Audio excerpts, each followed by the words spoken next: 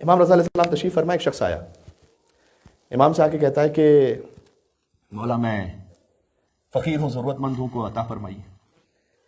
امام علیہ السلام نے کہا کہ اس وقت بظاہر کچھ دینے کے لیے نہیں ہے۔ ایسے واقعات بھی ہیں، ہمیشہ فقط یہ نہیں ہے کہ جو امام کے پاس آیا تو امام نے فوراً ہی کوئی معجزہ دکھا کے عطا فرما دیا، اس میں کوئی مصلحت تھی امام کی۔ تو امام نے بس اوقات یہ بھی کہا کہ اس وقت بظاہر کچھ نہیں ہے کہ تمہاری کوئی کمک ہو سکے۔ بیٹھ گئے ایک طرف، ایک اور شخص آیا، اب دیکھیں مصلحت کیا تھی اس جواب میں۔ ایک اور شخص آیا، اس نے کہا مولا آپ کی زیارت کے لیے آیا تھا، آپ کو سلام کرنے کے لیے۔ وہ جو پہلا شخص تھا نا، جب اس نے یہ کہا کہ مولا مجھے کچھ عطا کیجیے، امام کے سامنے ایک تھال تھا جس میں کچھ انگور تھے۔ اس وقت اس کو بھی امام نے یہ کہا کہ یہ انگور لو، تو اس نے یہ کہا تھا کہ مولا میں آپ سے کچھ مدد مانگ رہا ہوں، آپ کہہ رہے ہیں کہ یہ انگور لو۔ اس کا مطلب ہے کہ ابھی لیاقت و ظرفیت نہیں ہے کہ امام کی جانب سے کچھ عطا کو سنبھال سکے۔ اللہ اکبر۔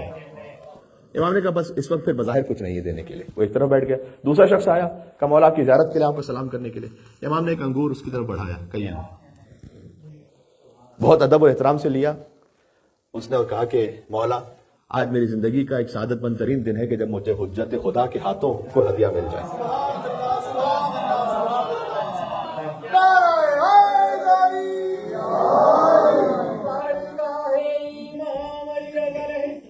سنیے گا، اللہم صلی علی محمد وعلی محمد۔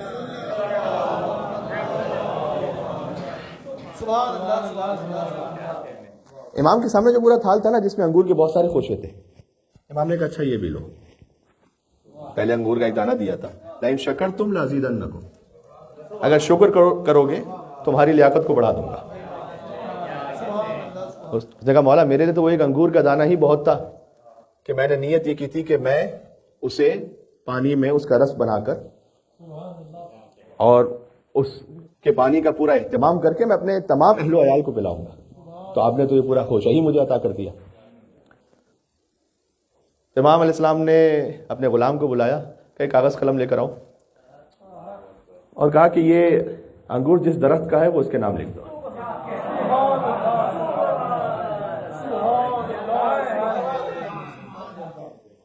اس نے کہا مولا آپ تو کریم ابن کریم ہیں، میں تو لیاقت ہی نہیں رکھتا تھا لیکن آپ نے اپنے کرم سے نواز دیا۔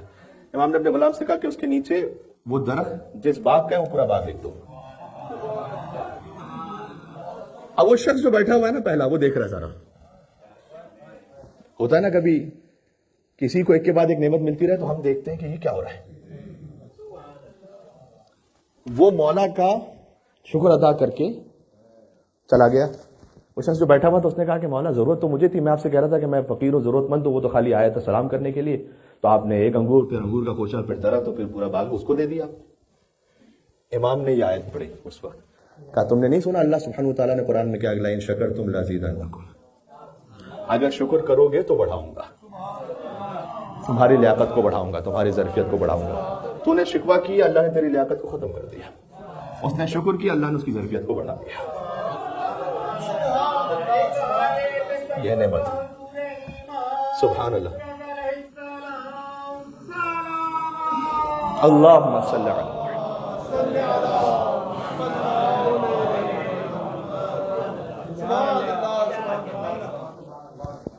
کاش ہم روحانی اور معنوی نعمتوں کو حاصل کرنے کے لیے اپنی ظرفیت کو بڑھا سکیں۔ ظرفیت کیسے بڑھتی ہے؟ تسلیم و رضا سے۔ جو امام کہہ رہے ہیں اس کے سامنے تسلیم ہو جاؤ، جب تسلیم ہو جاؤ گے وہ ظرفیت بڑھائیں گے۔ اور جو عبداللہ ابن ابی یافور نے کہا تھا، میں نے آپ کے سامنے کسی مجلس میں پڑھا بھی تھا کہ مولا میں آپ کے سامنے اتنا تسلیم ہوں کہ اگر آپ ایک سیب یہ فرمائیں کہ اس میں سے آدھا حلال ہے اور آدھا حرام ہے تو میں آپ پر شک نہیں کروں گا کہ مولا یہ کیسے ممکن ہے کہ ایک سیب ہے، اس سیب میں سے آدھا حلال اور آدھا حرام، یہ کیسے ہو سکتا ہے؟ چونکہ آپ حجت خدا ہیں تو میں یقین کر لوں گا کہ جو اللہ نے حلال کہا ہے وہ آپ نے مجھے حلال بتلایا ہے، جو اللہ نے حرام کہا ہے وہ آپ نے مجھے حرام بتلایا ہے۔ یہ تسلیم، یہ جب تسلیم ہو جائے نا انسان کی روح تو پھر ظرفیت بڑھ جاتی ہے۔